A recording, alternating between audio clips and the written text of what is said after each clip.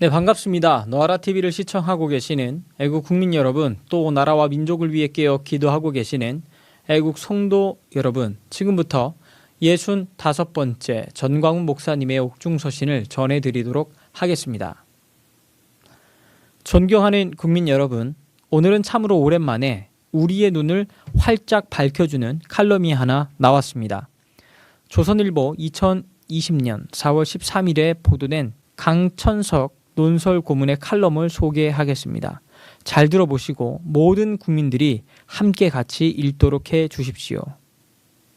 강천석 칼럼. 4월 15일 선택이 우리 자손과 손자들 운명을 결정한다.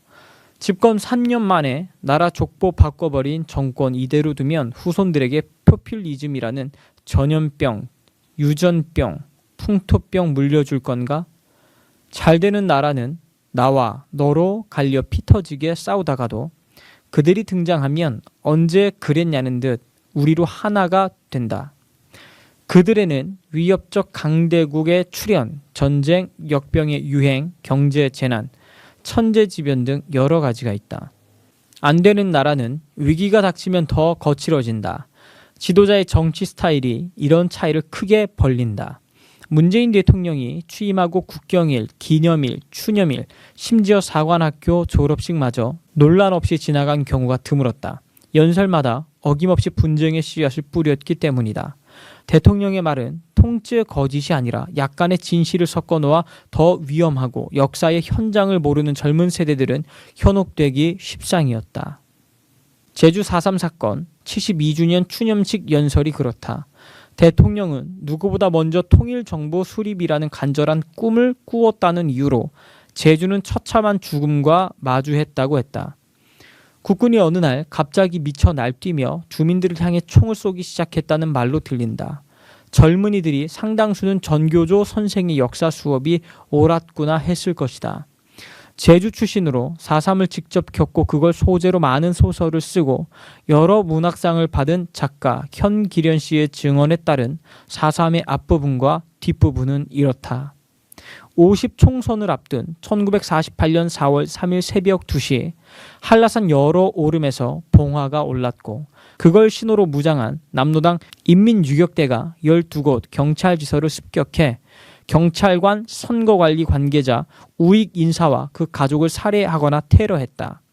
이 혼란으로 북제주 2개 선거구가 투표자 미달로 선거 무효가 됐다. 국군과 경찰 토벌대의 반란 진압 과정에서 많은 주민이 억울한 죽임을 당했고 이 사건으로 노출된 군내 남로당 가담자를 색출하면서도 일부 무리가 있었다. 그러나 남로당 가담자들이 군에 그대로 잠복한 상태에서 6.25를 당했더라면 전선 배후에서 반란이 일어났을 것이다.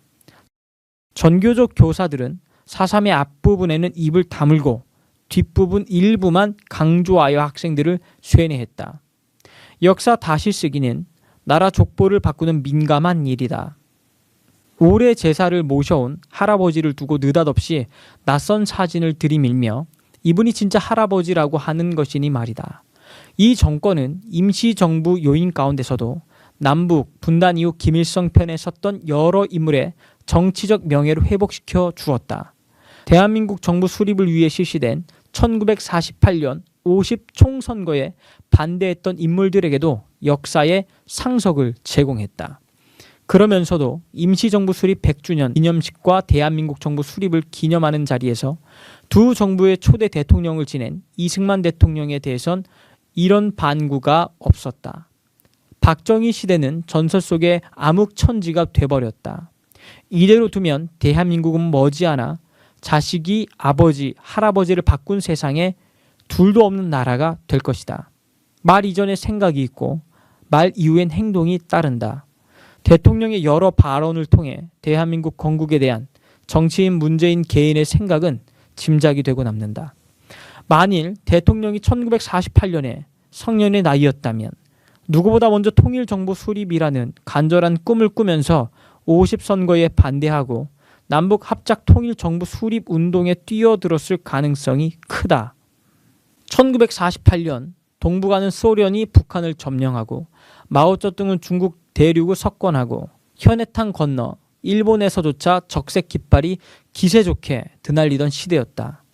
그 상황에 소련과 김일성의 신용을 따라 좌우 합작이 성사됐더라도 그 정부는 며칠 안가 붉은 바다 밑으로 침몰했을 것이다. 그랬더라면 대한민국도 없고 대한민국 대통령 자리도 없고 오늘의 문재인 대통령도 없었다. 투표 날이 며칠 앞이다. 코로나 먼지는 모든 것을 덮고 하늘에선 돈뭉치가 쏟아지고 있다.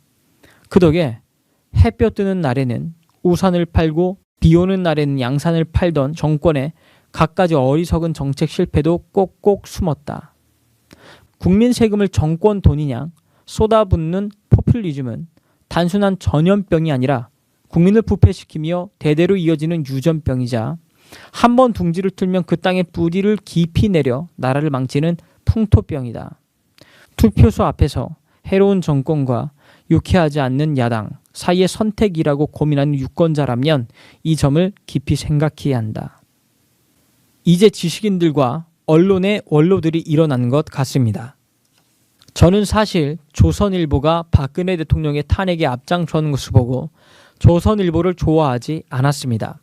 탄핵하지 않고도 얼마든지 박 대통령과 청와대를 바꿀 수 있을 텐데 저렇게까지 해야 하는지에 대해 실망했고 그 후로 조선, 중앙, 동아일보에 대해서 시대적 사명을 다했구나라고 생각했습니다. 그러나 이제 그들이 본질을 깨닫고 돌아오는 것 같습니다. 모든 국민들이 강천석 논설위원과 같이 일어나야 할 것입니다. 전광훈 목사 드림. 이로써 65번째 전광훈 목사님의 옥중서신을 마치도록 하겠습니다. 시청해 주셔서 대단히 감사드립니다.